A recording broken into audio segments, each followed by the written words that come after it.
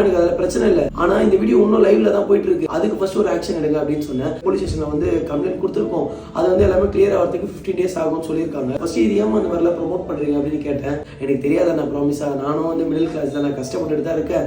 So காசுக்காண்டி நான் வந்து promotion பண்ணிட்டேன் அண்ணா அப்படின்னு சொன்னாங்க. காசுக்காக எது வேணா ப்ரொமோட் பண்ணுவீங்களா அப்படின்னு கேட்டேன். ஃபர்ஸ்ட் இது வந்து டேட்டிங் ஆப்னு தெரிஞ்சு நான் ப்ரொமோட் பண்ணலன்னா, என்கிட்ட அவங்க அப்ரோச் பண்ண விதமே வேற ப்ரொமோஷனுக்கு. இது வந்து ஒரு ஃப்ரெண்டு கிட்ட பேசுற ஆப், இது வந்து கேர்ள்ஸ் கிட்ட பேசுற ஆப்னு சொன்னாங்க. அப்புறம் நிறைய செலிபிரிட்டிஸ் வந்து இது வந்து ப்ரொமோட் பண்ணியிருந்தாங்க. இவ்வளவு பேர் பண்றாங்களே, அதுல ஒரு பிரச்சனையும் இல்லைன்னு சொல்லிட்டு தான் நான் பண்ணேன். எனக்கு தெரியாது இவ்வளவு அசிங்கமாகும்னு சொல்லிட்டு.